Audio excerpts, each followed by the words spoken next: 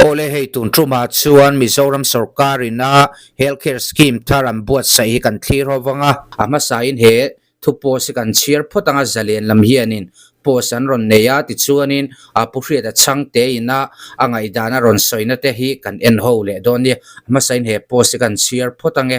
healthcare scheme thara cashless ani dona wangin private hospital tel tumlo sarkarin private hospital te account a poisa da lo ka in huam zalen mars ni somthum sang ni somni panga April tha atanga mantran tur Mizoram Universal Healthcare Scheme MUHCA sa Mizoram Private Hospital somni chuangte antel dono nia thu dona nia cashless system ani dona wangin antan ti ngai na a omlova an ngaya heti la hian sarkar lam chuan cashless su policy ya mi puyan tiam to awangin an kaltlang pui lo theilova private dam do in pakhat thro account na po nuai somnga da lok po chief minister ain huama ashil to ni in health minister lalrin pui chuan zale na ril damdoya in en kolna sen so pek ngai lo tura duan MUHCS su mars ni som pakwa sang ni som ni panga khan chief minister lal du oman atlang zara non government hospital association of Mizoram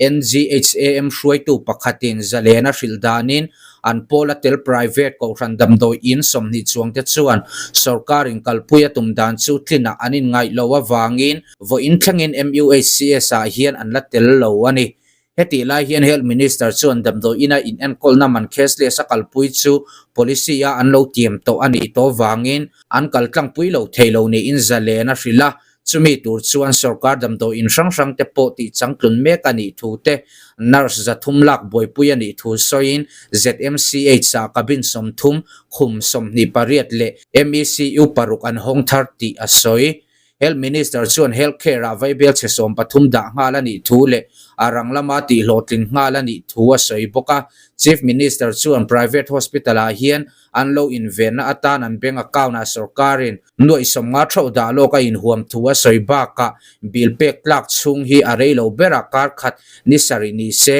arei bera thakhat ni somthum ni se hemi hi sarkarin a pela ni chuan penalty choya in huam thu a soi boka kan meeting a po hlim tlang takin kanin thani in kan lo ngai zo kani ti in zalena thril lalrin pui hian dam lo na zual refer ngai te chu ol sam zo ka refer bot pal tlang theidan tur duan ani bok ti asoi sarkar na thok contribution tur chungchanga health minister chuan sarkar na thok contribution tur hi an lu tir entry basic atanga chu tania chu 1% vel board so ani tuna an lo basic existing basic atanga chu pay chuan 1% po atling manglo ania tin lo pumpui gross salary atanga chu pay chuan 0.5 through 0.75% bor fail so ania abei tham hle ati sarkar na thokin MR bill hi thokoma in tum chop anga nga idana om theya hei hi ani na taka chuan contribution am pe chung po hian sarkar chuan 75% vel zet hi andam doi bill ala choi sak don tho ani ti in asoi central sarkar noya thokte hian central healthcare scheme noya khatin contribution am pe thina hei kumsang kha zakwa somnga pali atang dai to akal puyania pay commissioner zirzelin an contribution zati siam dang lam thin ani chu wangin healthcare contribution hi mi ti lo dane mo thil thar lak emo po ani lem lo ati sarkar na thokle pensioner po in cashless si an du vioni in minister chuan a soibok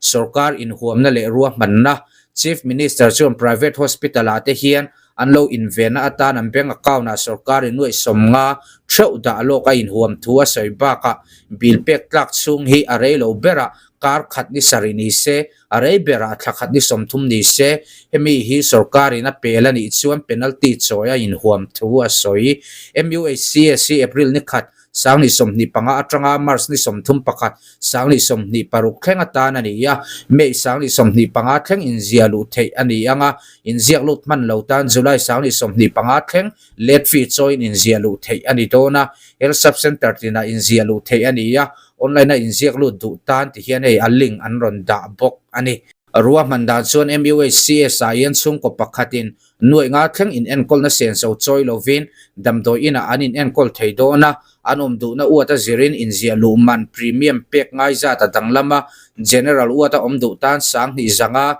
semi private uata omdu tan sanga le private uata omdu tan sing khat pek angai hey healthcare scheme thar hi at that mel viau maya eng poni sela pushia da hianin eng chi angi asoi ti hi tuna I clear ho le ang le kan sezum zelanga khaka se tong khan Mizorama chief minister mo thilti theitak ni ve taila kangai poimo tur pani subject chu chu dang pok ngai poimo tur chu kanga to ta masakan din mun ena poimo chu zirna school tra basic education school education ania school education poimo jena kena hunda kan soenga chumi baga chuan healthcare affordable healthcare scheme mi tu pok kon fee dewa andam lo ngom ikadoni chu ania mara chu ka ram khoi tu ni chakna chan pakhat healthcare chu ka du su sam ni chelo ma sela ni nge benge se run dung teng do lakin tun ma zonga kan lo mang an thin kha tun sarkar thar hian run siam thada tumani chu wan healthcare kha chu ka het thiam ang kalo dream ang kha tun je pm sarkar hian an boi pui tan le chia chumi an boi pui tan of chu a hloting lo ngam engtinge kan lo ngoi tuang kan lo dun sanam engtinge hloting turing kan kalpeng tikha se ka doa chief minister moram khoi tu ni ka chak chan pania pakhat chu tuna zpm so khare na boi pui me kan tikha se du phore ne so to ang khan hey a booklet hi chin lo kan download ta nan ke wanga chief minister Mizoram message so many pulal do ma omlet ta vu many cm khan miao to me sia ngang zong put ngai sang lo pon ni la chief minister an miao to sia chon Mizam sarkar thu ber ni top to meni pudom message kan cheranga mi puite fet tan Mizoram sarkar jo mi pui zong te hop zo health care scheme thar Mizoram universal health care scheme kan ti me chu kan local pui don ta mason na chin chetlak akin ka hia ramin resource ne jing huber chu human resource ani chu bi puite hi kan ni bi puite hrisel na le ram mason ni hi thilin zom tlat than than theilo ani he universal health care scheme hian kan dam lo ni khuwa dam doina kan engkol senso min phuruk sak don a min phuruk sak dona afrin kan siam dona atilo min phuruk sak dona ten adikani hi afri ti kha dik don lawa fri tak tak the don lawa I kanin engkol senso min phuruk sak dona atia dikle thlapani so dikle khop mai kan chief minister hian tin helaya soi mi puite hrisel na apui mo na em chan chu khovela resources poi mo ber chu human resource ani engang puin kan ram kha hausa in mineral resources mining lama emo forest amo water resources amo engpo eng resources thapo neila chung zong chu human resource tha pa nei silo chuan mi khring khrisel le smart progressive positive le passionate mo ka se fu thinga positive pathian positive zong khithin pathian kan ne positive believers kan ne to ne ka thina chuan progressive ka ti zok chu nimina im benam mason positive nia masona kan dream ang kan mason na tum ang chi kha hlodling tura uluk le ti takma ba betur chuan health apoi motani resell na mi khring kan resell lo chuan enganga lal po ni la enganga mel tha le lar po ni la kan thok le ka chuan ma thok le ka chuan jiom don lo chu wangin khovela human resource khovela resource zonga the most important resources of all the resources in the world is human resources tin tani khovela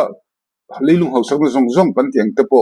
nei engang maila mi khring human resources hi athat lo chuan patmang tangkai theilo ka sei kai lokanga bihar le karnataka ka soenga resources mining resources mineral resources an nei thabe ve a bihar a chuan mi khring an changkan ma ti me ton changkang be tolu tuka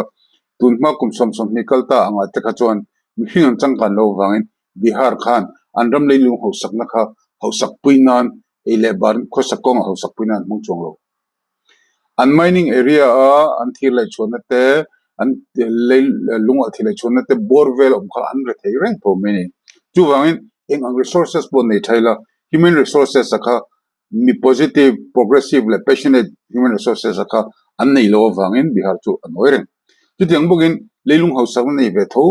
mineral resources nei ve tho karnataka ro chu anram khroi tu ten fu dewan changkang dewa mi puite po mining area tribal hote kami leilung hausak ma le chona borwell mi changkang thumani chu wangin tuna kan chief minister in helai ron sei hi eng hau sakna po nei la ngai tuan a changkan lo chuan human resources thra nei lo chuan ram changkang thei lo maksom pun ten tangi mo mi message ai han tia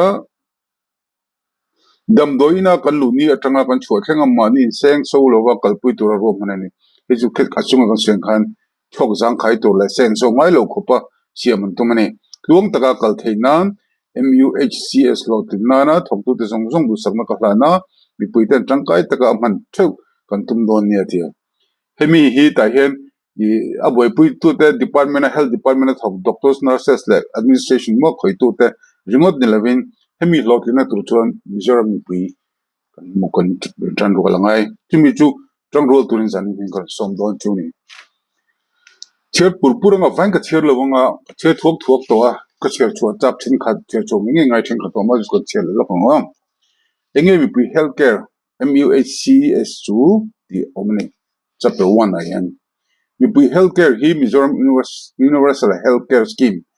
MUHCS nin Mizoram Sarkar in ram mi pui ta na healthcare scheme health insurance scheme thar adwanani health scheme mi kan dam lo ni kho ai nen kol na sen so phukrit nithin phurrit nithin chok zang phurrit nithin chok zang khaina atan le taksa ru le khalau damna le sel na zok kan lo the nei na tura duan nin taksa ru le kharau healthcare scheme mi chon taksa le ru chu khoi nge nga maro chu kharau damna po hi adong tu te taksa ru le na te na damna akan kharau damna kengtel ve thei an sei swallo athei maro chu healthcare kan te chu physical health a kok de ber taksa kok de bera chu chon ru physical la kenga kharau damna po keng thei chu chu mi hringa zel nyang ani vek lo mai thei bo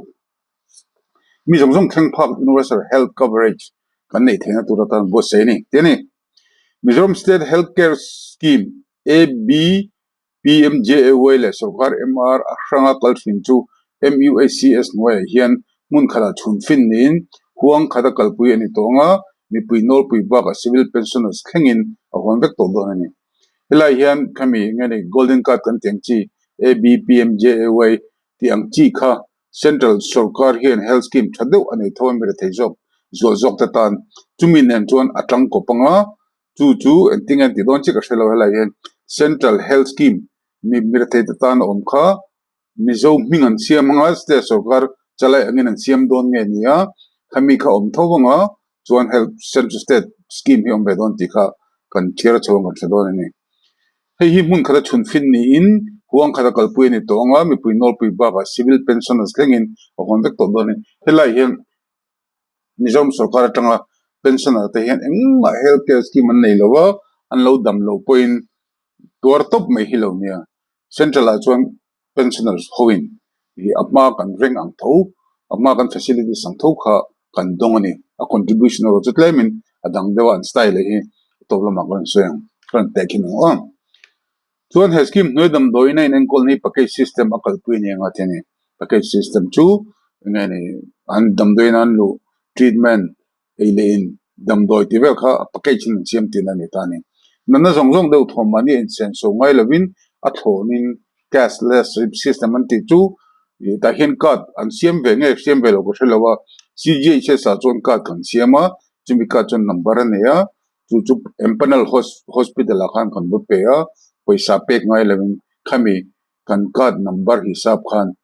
bilan siama kan sign a kan chok mot chin ta ni chu diang chu cashless ani ta ma su chu diang chuan kan local thin to nge to local ching che lo kal tam lo mai thea Mizoram ai chon reimbursement system in ko tlang puin langa tu nei ro chon cashless system in akal to do nei kalphung thar chu tlemin nge ni malam congress MNF hote ai chon tlemin ron por ve de ni mo kan enang hei chung MUHCS hian scheme tran ma tanga natna nei pre-existing disease po hom tel vekani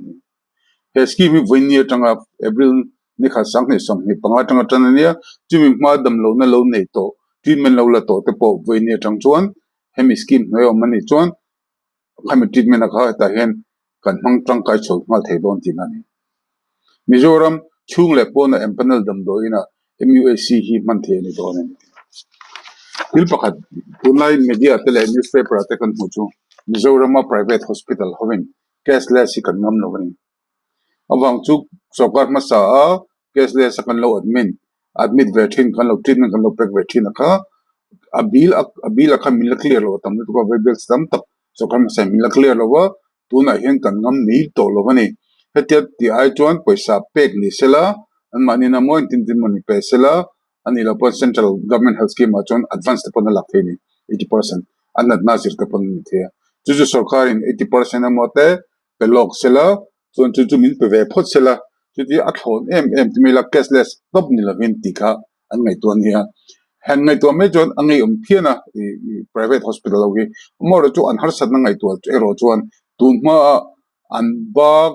sarkar apeksha thilo bang an lung oilo lan tau thonga khadi kani chu wen zpm sarkar hian congress te mnf sarkar ina an lo chet noina chet na ang chi kha an cover up zo donem an ni an smart donem ti chu hunin na la fil don kan don ani chuan health scheme mang theite ya hianin ABPM JY beneficiaries antia khangkha central scheme golden card ni hau kha huam vek nga la chuan government employees sarkar na thok le independent family members teni dependent family members si all something ka soinga dependent family members central sarkar inati central sarkar te ngim jom sarkar in asom betlang puya central sarkar inati chu an sarkar na thok le anu puyamo anu le apa singtu te an ma ni bula mo an ma ni bula mo lo po nu le pa te chu poi chong lo wa an nu pui tele an fa te chu an ma ni bula ni tur ni te ni ma se an ma ni bula ni ma sela an normal resident kha entina patna ni ma sela I Guwahati le khazira an fa kha chuan an fa khan central government health scheme no chuan I amang tang kai ve thei CGHS damdoina chuan amang tang kai ve thei thoni chuan chu ba ka hela hian hi provisional employees tile master role ti an khom tir tlat me ya hi central government akhan an khom nge khum lo ba che lo wa hi atha shim khima tak taka chuan sarkar a metalu hi har to wangin kan sarkar an thok dam bari provisional employees ni shim khim master role kan ti ten ya chu wangin sarkar ta na mitang kai tak tak ngai ne human resources cha tak tak an ni awang khan heta scheme no an tel hi jam sarkar an ti tha ka ti khop me government employees sarkara regulara na thok na to ni chuan boi thak don le to mo chu wangin na ngai lawa kan ngai ho provisional employees le master role tel hi that thot am zo christian khop mai tika sei duwa tin civil pensioners aran tilea ei ka sei thok ma ka sei thok tong khan tun ma chuan sarkar hen pensioner te hen benefits more ngam tiang facilities nei lawa tuna kan sarkar thar hian civil pensioners ta ho po ngai tu a thei ngil lawa chu wangin heng ho po hen subscription engamo pe vein he ngani universal health scheme noya hian dam lo hian kol na kha simla donani chu ba ka dana ti full pakhat contributory beneficiaries asoi lai ta kai hi achunga tarlan lo ho zong sarkar na thok po ni lo mo regular po ni lo provisional employee po ni lo sarkar tanga engma in kai na nei lo an lo la ka sarkar kha anni tin ezana le an thona omlo entina bazara thu ti te engane private school thok ti te le private company thok tiang chi ho mani a ezong mo self employed kan tiang chi zong po ko a huam ta don ani achunga tarlan zinga tel velo chung ko zong zong at top min kat milin kan sei du tung lai kan borok sei chu foreigner kan ti ral plan po ni sela tu po Mizoram ni chuan kat milin kat anei chuan bu fai lak na tu kat food and civil supplies tanga kat anei chuan chumi kat hisab chuan helai hes he universal health scheme thara hi I enjoy ve them din chu thakop mai thakep khop mai ti kha kan sei duwa thak vel vek pol ni chuan ei zelu dan ti veli chu ka soi lutuk lovanga moro chu tu tenge he noya hian theyang ti lai taka kha angkaran sei thok to khan verification document kan rin tu rakha tani chunga chon ABPMJY mang thei te chu Ayosman ka golden ka sim sak anni dan thin ang thobin fin fe verify ni nuwa mimal tin te card pek zelan ni midang zong khazu ka sen khan ration card ne ngai ko ration card hisab pek tu nia ration card pakhat zela hemin hoya hem health scheme hoya yan card nei le do ni ration card kham mizoram ma hen noi thumum ta sela res hemi card ho hi medical card te nei tar tu re noi thomai tam don lo te nei chu card hi englai pin siam the rengan he tia beneficiary jong jong chu adar ma fin feve kan ne ti hei thakop me mar chu adar hi ka sei duwa voter adar pang ai ma hian voter id epic mangin fin fin ni sa thmei thea awang chu adar le pan card kan ti hi chu foreigner india rama kum khata thasom pania thariat omho po in sim theklat mini adar hi pakistani mo american mo french po khan india rama thogom chu adar card sim the pan card sim the chu wangin hemi beneficiary kan ti mizoram ma hian adar mang adar nilavin epic mo voter id ni sa tha karinga poni sela adar hi thatna em chan chu adar hian chanchina kim changa chu han adar kan man chuan hildang danga kan ai jom kwal veka bang khan man ta pu thon karinga du thugan samve me ni chu ham thatna don chung chang a hian ta soile du chu hei asoya khami golden card ni abpm jway hote kha ngai ni cheng nuai nga kum khata khami card ina huam chin card a khan member pali amnam chuan amo member paruk pasari nam chuan amo member pani chu nam pon kum khata cheng nuai nga seng so loving cashless in dam do ina iran kolna an donga khami golden card nei arithei jol ho kanti below poverty line mo way below poverty line ho khachu general what anom thenga anjin veivana anjin nantenan ikita thingsai tanga I aizola rong kalna transportation ka antinan taxi na marong kal velo thea transportation tibel ro khachu home lo wanga tini om be thome hi poima kan state alert the no ara the lo huna chonin damlo thingsaya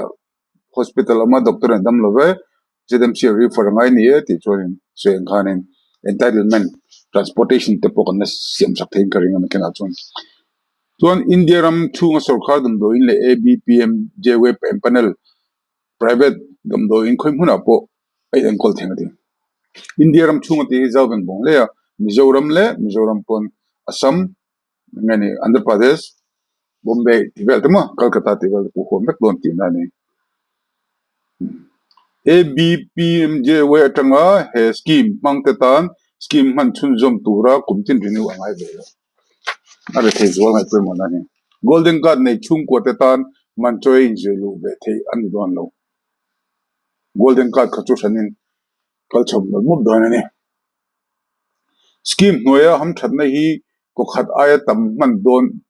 manga don the ani don lo wangin golden card lo nei to chunggodin hun la khasak je om to golden card aya manchoya injeklu du tan golden card ti thi nuwa manchoya injeklu tam thana don the ang an dong veng ti golden card lo nei to te chuan golden card nei chungin hemi nuai hen card adil thelo nei thelo ni chung chungam je chu golden card nei bok card dang nei bok thelo he chu wangin heta golden card a hian aadhar card an mangani mai thea I document atan aadhar card ta khan aadhar card ka golden card ni dan mangani chon he scheme no yen aadhar card an mang vele ta anan enanga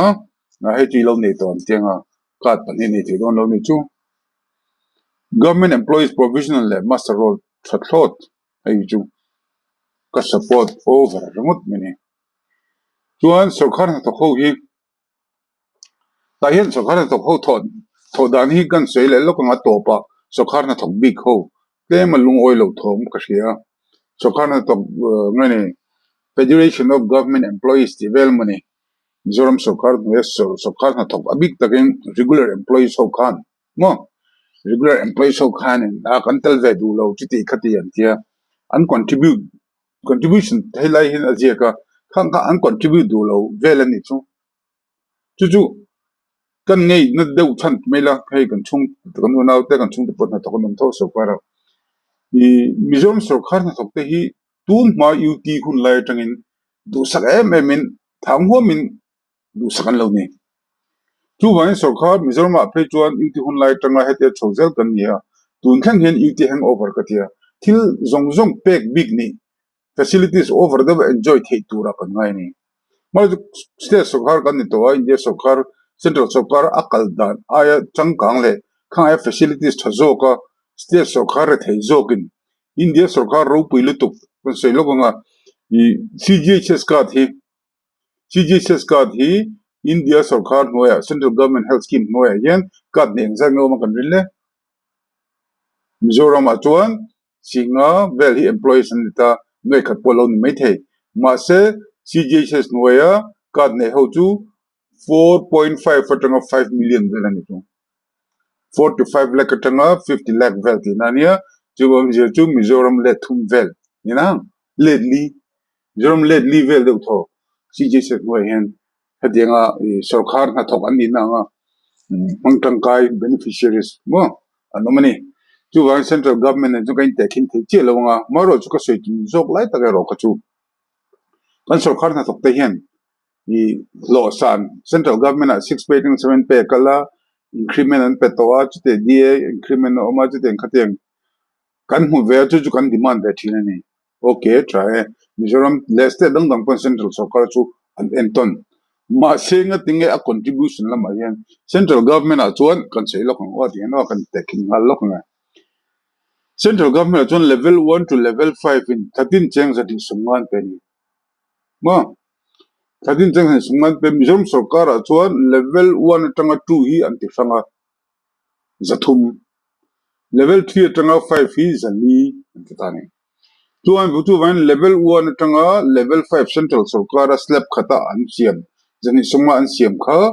Mizoram a chuan dikkat hi sarkar na thon klema ngani population sarkar na thon omzat zirte le ngani kan state nen hisab khan thiam tak ami ngani Mizoram a mi puite na kan tikha mi pui healthcare mo timengo mi pui healthcare siam tu ten an survey na sai en thlokan mang hle ti alanga central government amo khoi state amo khan copy paste top big lava scheme thade wa kha Mizoram a mizo takin local taka man dan tur ngai toin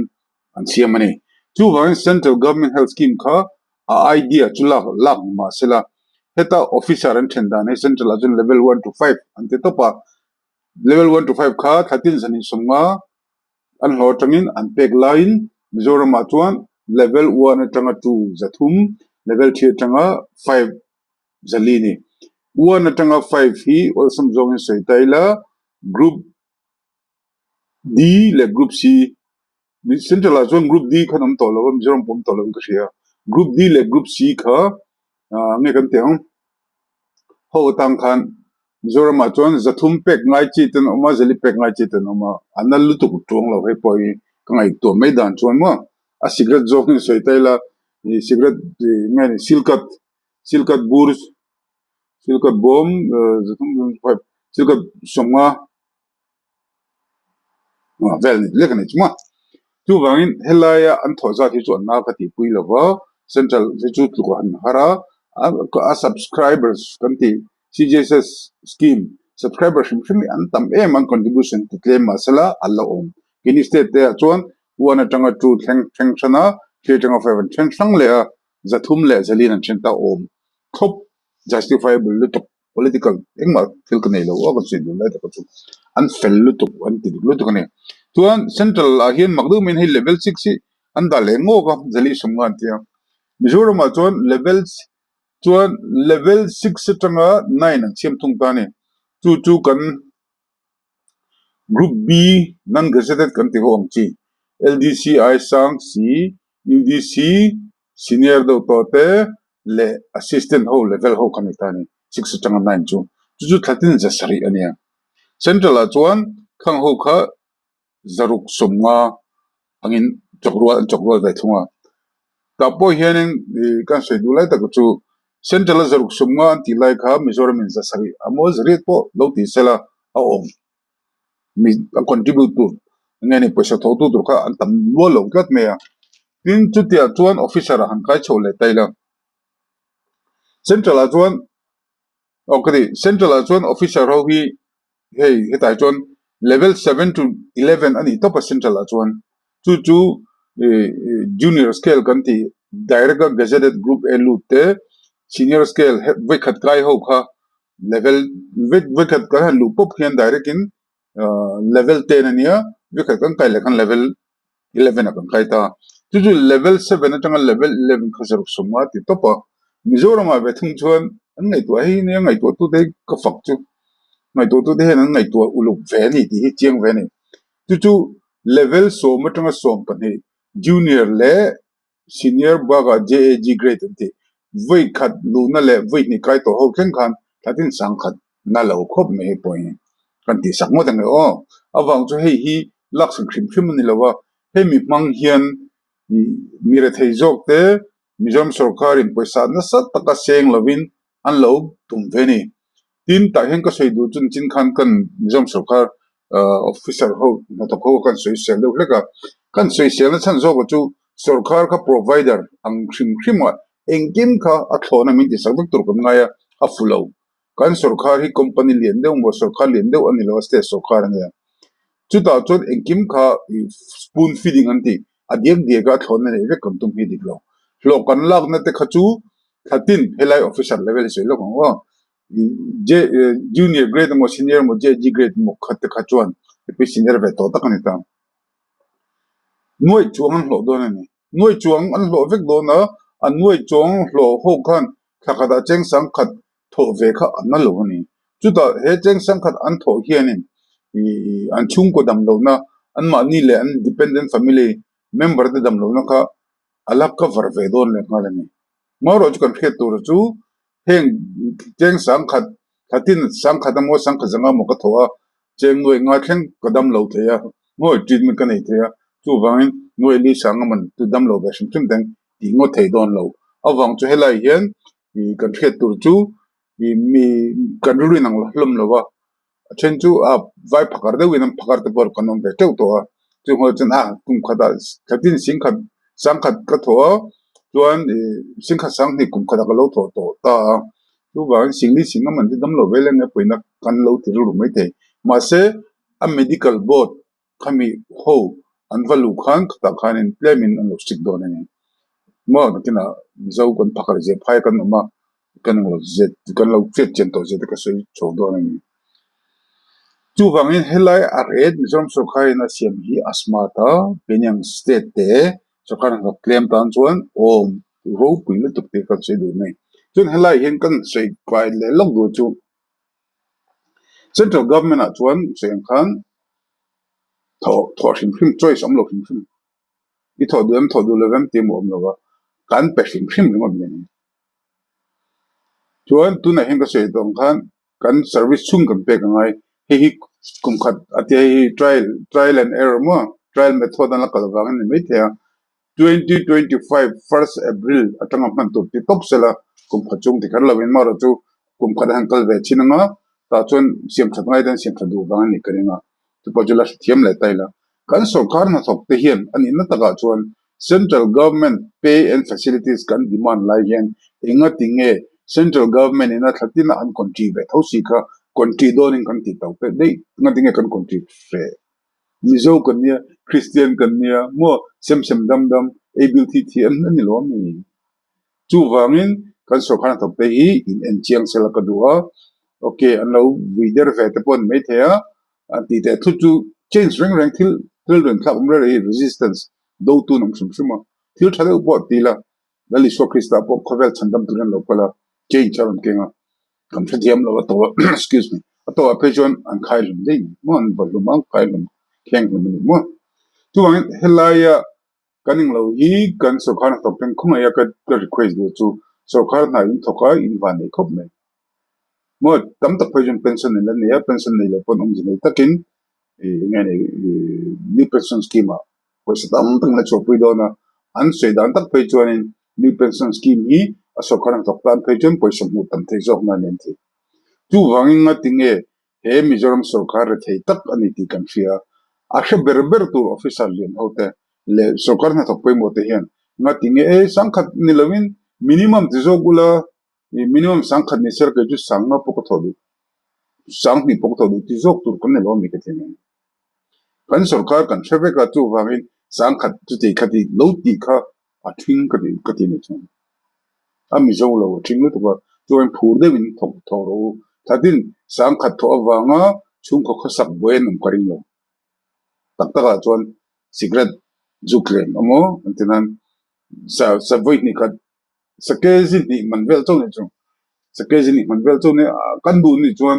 ni Mizoram sarkar kha ni fit dewin klemin sumle paila ma je dewin akal thainan hei talis kan tho venge leila ma patana thatho buka lemin nge ne china tira ka sen khan confident kan dam lo ve the to dona ti a phur tu ra ka ngai lai khan Mizoram sarkar ma to nizam khom ho chu po regular hovin kan du la ve chete khate chief minister na lekha kan lo la thun le ni ka hi ariru na thak ka te mo chu wangin sarkar na mu hi atu ni o chu wangin sarkar na mu chak tak tak tu na pon sei karur na de pakhat diksi thom ni ya kare na chu police constable na la dona engineer btech ti te ma te dilan oman ti sarkar na him him kan ngai san jele sarkar na him him mu kan du na sa je chu kan hrianga chu wangin voine sarkar na lo mu to te chon khong ai takin ingai to chengula mizo christian takin on ni lom kan tho be tur lom hele khale chen housing loan kan la thei pha medical facilities le chu nang nang lo enjoy be to trina chu wangin kan sarkari ara thei bok sia mo zpm sarkar ni e tu sarkar polo ni sela min roi tu te lo tam tak min pe tu te na jan tlem zong tol chu kan tho veng mo so ko khan pun tak tak a chon song pakhat min de se ni lo metro song pakhat po tin lo mo soma point som pen lo ngai sang si za pakhat zapakat po inglo kha sarkarin in the form of mipui ngani scheme mipui healthcare mo mipui healthcare mo hen kam bin dil veni chuan khong ai takin in to chengina midang chon lo wi mu po ni sela thunang ni sela big thing officer ho big le hemi level 6 9 upward sangkhat zanga tho tu ho pe chung khong in support te ukhai ju kan dam le nam tan thani mo tin lela ma chuan party dangte opposition party te le midang dangte pon zpm ni velo khan zpm sarkar lai antini wan lo tong tong dongka athing don ani o so zpm halal rang gon lo zpm lal rang lo zo no koi party mo chuan lal le tu ngai taila chung chun he scheme ni athan na shi support jo Mizoram le nam ta na atha don ani pho chuan two party ti pon ni sela two party point kan support tu ni tak tak a chuan kan party a in kan ram le kan poi mo ti kha soilang vele zoi du ni chu chuan pension tum chang ho ka soya sei to a du zana karon sei na chan tak po tu na ka topic ka sei tu em lai kan ta awang ti newspaper at social media te kalo mo Federation of Government Employees something of Mizoram chuti khati kha ho khan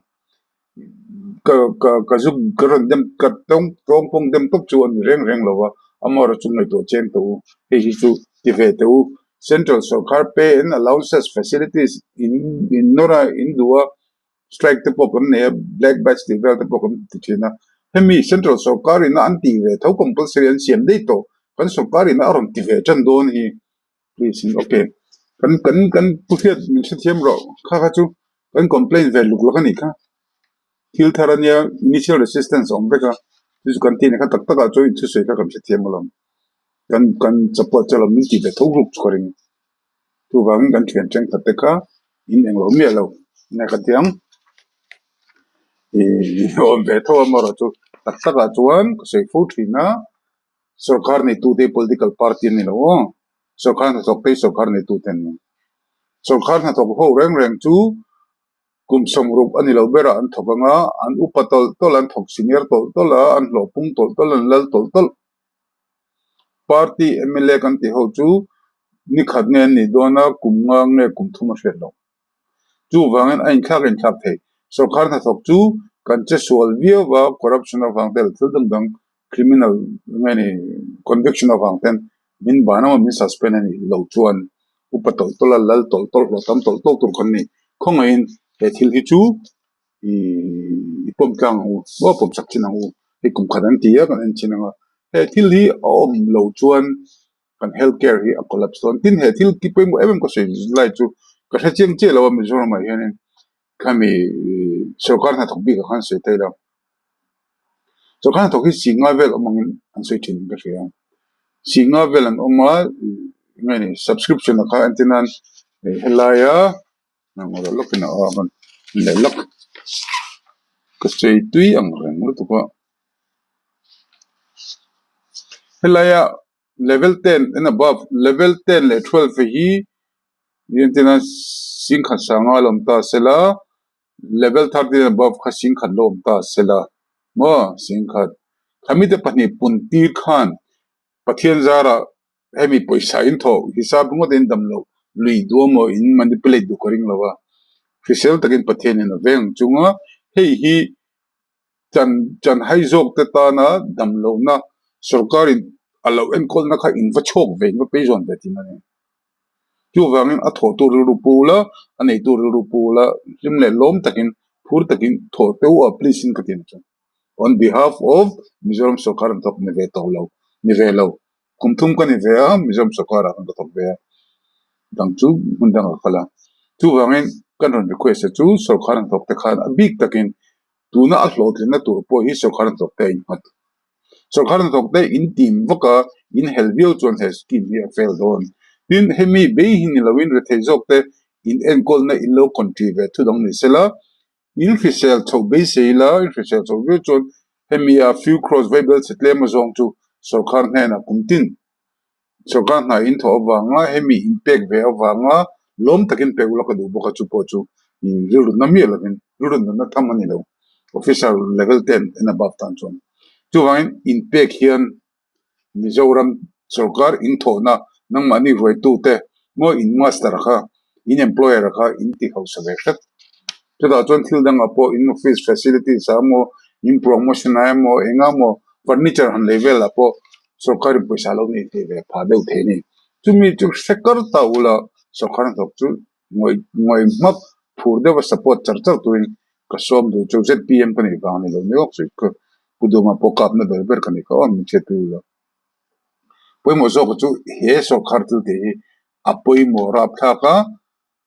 sarkar in a claim in pocket money side income lo me ve pa ani page no lo mom lu to ka chu wangin khongai ta ken sarkar an thok a big takin kan official role ten and above ho pe ka chu khongai in adu lo zong le do zone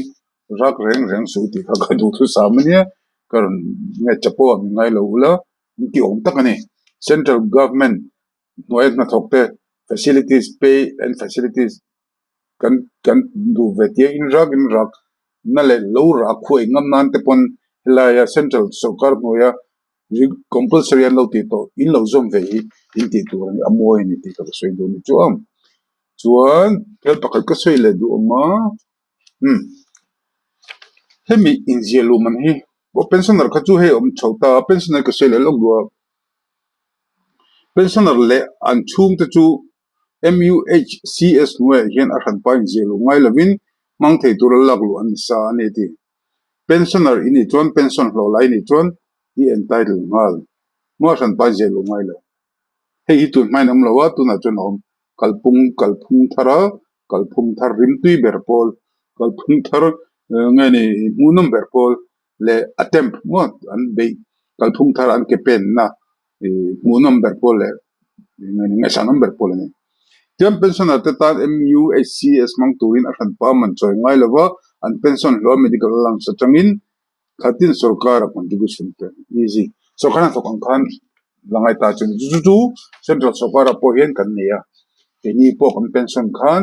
keni pheju kan ti dana hian nang heta hian pension lo basic kata sing ni chin chunglam ta medical lang sa changin khatin sang khat ati khatin hisabin an lak sak chuwa keni central service a chuan central sarkar na thok noya hoa chuan kei khal level 13 a karon banga level 13 ho phechu pension tura pension nuwa pensioner facilities CGHS nei thei tu chuan one time payment an tia one time payment cheng noi chuang cheng noi khan la singa vel ni krian kha pekin ma se pek khatin pek ngai ve thung to lova one time payment an ti chuan Mizoram sarkar hian kan pensioner te hi an khongai chuai in hosalo yan hria chu wangin ol samte in ti thena tuin thakhala cheng sang khat category A le category B cheng sanga simsapna lomom kolom pui khop me chu hei hian in tuna pension hlola hrim te po a huam ngal dona tuna an healthcare scheme kan sarkar tarin healthcare scheme asiam hi pensioner hotan chuan chanchin thar lomom em mo chandam na tisariru chandam na nenga tharau chandam na chuni lo masala tisariru chandam na chuan tel phani tikha kashian lom ro lim takin lom wangin zong ro kuteni chu chuan poimo le chu hei category A mo category B mai lo thanga category A ini chuan chumi khamenia private wata ikal thenga te heta alan soidan phei chuanin PO nanga pension pokhan a thatin cheng sang khati ka pension rengan pe bezok teng atini chuan a hlo angin hisab lo ta yen thatin na tenga chuanin nuai som pani mo he monthly basic pension chin chungla te chuta category A le B a hian category B mi po hian A ki ka pe vedu tin jan A indian phalan mai the eta hengalan danin rank hem dewa pension pan pension hlo changa ti the na jung khonge zanga pelawin sang khat tin kan petenga tin ni chon private ka a service like private hok lo khan pension no private hok be the don ni la in pon ni sela chenglu tuwing ka zir lawa kun kan ai vak big lawa moro chu kan ai to tun hai hen pushet pension scheme hi war akati tuna medical healthcare scheme hi war dikdak lo ben te ni na ta ka jong ka se tong kan ai poi mo ra thak thilani chu wangin kan han soile no ni cho the big deal so kan ha tok te ta ni tu so kan ha tok lo big hi point pakhat ka soile lok duwa chu da chuan sang ni som ni panga hei 6 para 6.1.7 ayan sang ni som ni panga sang ni pro chunga ta na i je lu man heteng hian bikhi ani hetini kum kha chunga ta sang ni zanga ti ta ni hei hi china kan soi he ta golden ka te mo rethei vel as well hote the central health scheme lo ne to ten ni lo ni mizo chungo pa ngai so kha na thok mi lo pensioner pon ni mi lo the provisional employees pon ni lo ho te tan khan kum kha chunga tan cheng sang ni zanga ni cheng sang ni zanga asiama chu kan soi lo nga chuan cheng sang ni zanga kum kha chunga tho thei chuan general ward a ho kanga kum kha chungin cheng noi nga hu theng treatment ala theng chuan cheng sanga tho thei chuan semi private a ho kanga chuan cheng noi nga theng ti theng atia mitam takna sei chu cheng noi nga ai sang noi sari noi som lo ngai ta seleng tin ngen heng ti khania so khana tok officer te kan her khiat te ngai ne kan nel ho te na kan sei chuma an sei re fo po chu upper limit kan noi nga in fixa pu hiat noi nga jon thilati tambak theilo engam operation pui deu hlek han nei don pon empanel hospital thadeu hleka operation major operation nei don chun azo thoyang noi nga ai tam don te ta tak chun central government health scheme ma hian ta hen azik lang mai lo ka chef mai lo central government health scheme a CGHS a chuan noi nga vel hi an fix ve thowa mar chu noi nga ai atam chuan medical board and thunga kan department ho kan adikolom hei chu alo theilo bani hi eta hian di ngeni he pa hian a han pa takin poisa man tam thim atumani lowa lo theilo nei neng lo hei chu pas sang ngam te an pas sak le thei tho chuan khemi pas le dei theina noi nga chunglam pang pas le theina ka medical board mo khami department ke na mo Mizoram pum pui chu atam lowanga Mizoram pum pui ta na medical board te ka omin ka sia hang ho kan ni takhi e chu noi nga entitled ma sela noi sarile singa ngai ka ne ni singa sang chun belang anti theni chu case to case basis in ta sela noi nga ania ma se atul view mo case series view chun item pot thei ti ka chu om sela chuna thakop me he hitle min tel le te pon se thain ka sia tu na kan sei du pakhlai ta ka chu hey ka desktop ai ka da khai ka desktop ke en pareng thowa khat tu na ka sei ho ang chin lo mi sarkar bel bullo ho self employed le ngai ni manin izong mo bazar nu thu ho ti te midang dang ho kha khang ho khan in ration card hisab khan hi an lo ve ta ni tuan kum khada cheng sang ni zanga in ka ti ve du ni ta ma se sang ni zanga kha mihring kalin hei ezola hin ka se pu thina azol kan ma ka vak na sa be chu bank kor pe kal na sa ezola hin urban poor kan ti ko ezol ko puyam be si ra thai lu tok tak kumu mal po nei lem lo mo chua da mu kum chu chang se mu de kan lo lo am pe tok mi lo ko ni khao ko ma chen chu ngai ni millionaire ang bela chen ang lai khanin ano pan lai kom be chin tho ani khal pui ho te kha mo kha chu no bun bak lo ve thu ni chu wangin entina kum kha chungin sang ni zanga chu thei mai thei ma sa thei lo lo thei ta ni heng sang ni zanga ho hin ka son se tu mai ta ka chu hela yen ka lo ena mizoram sarkar no ya mo mizoram sarkar no ya MLA ho local area development scheme hi ka ena ni ta hianin engma zelan om lo ba infrastructure development ta na manani a NGO lampanga petheya sarkar mo private mo pethei lauti angdeu chen je kani laima kan se lak na jia ka chuan hela hian illustrative use of work that can be taken up under MLALD scheme de tani lain kan se du chu alan darin MLA fund kan ti mai chu asset siam nan hang tlang pe mar ju hemi ya hian ji lawa phalo pom chung lawa anma ni bial chunga antinan hey gathei ve veren ma se many BPL ai sang ve deu si mo heta hanche thei tak tak chung si lo mang ve kha an tam be don ni ta chuan ka ti ta ni chu MLA bial tin hi MLA pakhata hian atlang puitin vote sing thuma changa singai karom ni chu vote je chu a in kha in sing khat vel a longai tela wa tamlam ani chu bial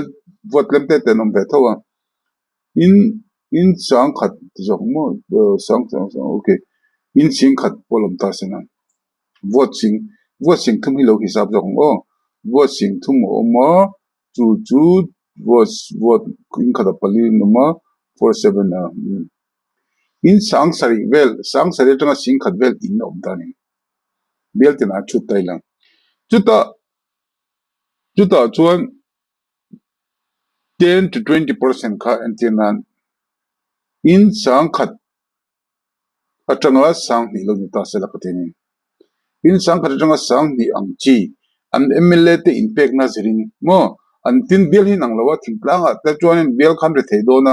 heta koron sei tum hen tam dona aizol khopui anga te lungle te khopui dang dang ate chuan an tam lo mai the amor chu kan MLA te hin ka ten chu an MLA fana tang hian mo heng cheng sang ni zanga kum khara sang ni zanga tho tur hi en tinan chung ko sang khat polo te ta se ka te ni sang ni zanga 1 2 3 4 5 kum tin noi za songan dong ni MLA fana kum tin kha noi ni singa mo noi ni singa noi som ni panga kum tin noi som ni panga mo kal hi chu tu na paisa ne mailo one time payment the mailo chung ko tin sang ni zanga petura kha in sang khat khat target ni ve sela ka te ni chung kha sarkar hen local fund man na khan guideline ala jek lo ma se tel sela amo an tel lem lo ni pon sarkar ni a khathim lo thei lawa public interest ni dona hemi re the kha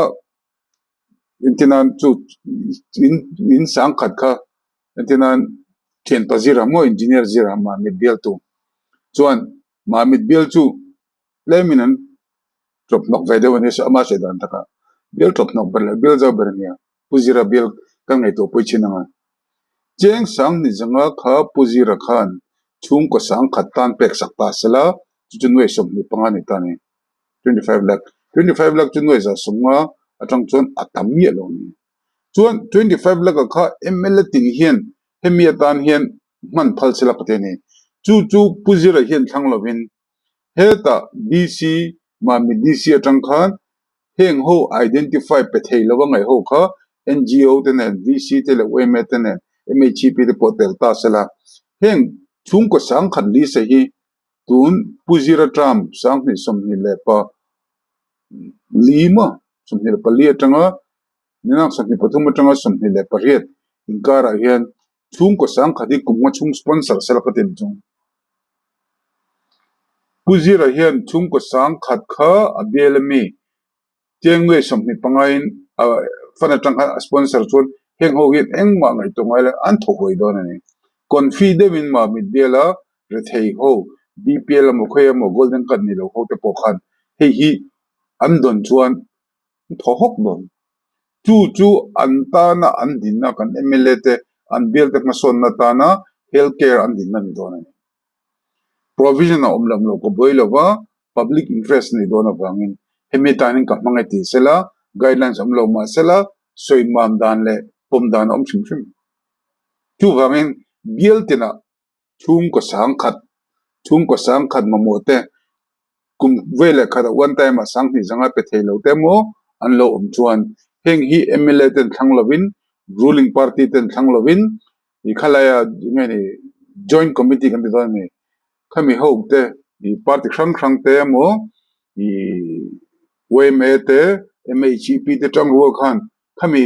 biel MLA biel tin khan chung ko sang khat thang chok ta sela noi sop ni panga kha MLA tin te hen hemi healthcare scheme noi a hen an thinlungin allotment sim sel patin chu tute ni chon chung ko sang khat into jange sang khat into biel som ni chu sang singli chung ko singli kha quit ngal thim don ta ni chuan he healthcare scheme kan sarkar dalina mi pui healthcare scheme asiam hi bonlu tukin kanram le nam damna kan chief minister na tira soi ti sa ru la kharau damna thin the don chu wangin atop na kan soi dus ka soi tu tu ami lo ka thiam na soi tu lu tu ka atop kan soi du la ta ka chu kanram le nam kan da pui mum se beranga pathian ro pui nan engkim kan tianga kanram le nam ta na nianga pathian kan tri anga kan ni zo pui te kan nu nau te ka mu si thiang lo kan bum thiang lo kan bum bak te a shom ka tia dot kan han sila kan ti lo tur te po ti turan ka hin sei vel te hi engting nge ka trisel te zo engting nge kan dam lo vak lo ma tinge pathian kan chung hen phuba lak lo te kan ai to hel to ni to na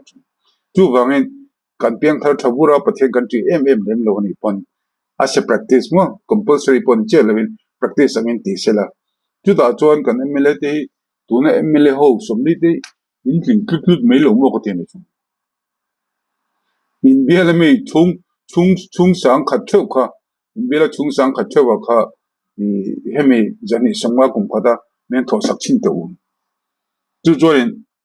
an vote lo lui ngam khar lo me te chu wang MLA tam tak opposition MLA te le tuna mi ho zong te tan po hen ngai to chen chon hei bak lo le ma bial te ta na development of don chu ngai to cheng tai la chu wangin janina kan sei ve hlui te chu ko sen kan ka franga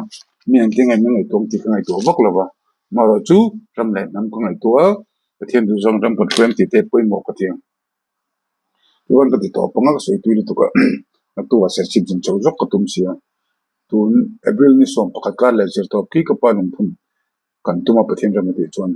kan bua sei ga chuan kot thil te pom kal aten jok ngai wang tele kapal phuna kun kal lok do na tu ka kal don e jan ready lak to kron ti khama when he implementation day hemi scheme mo mi pui healthcare Mizoram universal health care scheme MUHCS hi kan implement ni chu van khoi takin ngari madam rin pui mo prin pui health minister prin pui ka se lok ma toblama prin pui hi Bangalore ko nam lai 2010 13 so 14 chobela kan ka se to no fel takani Bangalore chuan pui kan ti mai lawa pin rin pui kan ti kara ngo pin rin pui ti mai health minister changkang tok kan ne ya ameng jim san me ya pin rin pui hi ngai tom lo hle ani ti kho sei duwa Bangalore kan ho lai point chúng khát chú Bangalore Mizo Welfare Bangalore Mizo Station akan nani president ni kan chu ve mi za som bu velam kal ni min ka kalai kan kam tum kan thang tu ka pirin pui ne le to kin vo za chuang mo ga kan vo som ni something som ni som bo ra ka ni chuan pirin pui hi mi mal tak po kan phak lai zau du chu a mut thiama vai changa de ka tin me chen ni na mang thiama me che se moi lo te me che se moi de tho me pa se moi lo to be te chu mi advantage la thiam ka ria chuan pirin pui howa ti hirin purin pi mi mala ka tan em wangpo ni chuang lovin he idea lo chu ka le hemi idea kal pui han tum to pe ro pui ke tia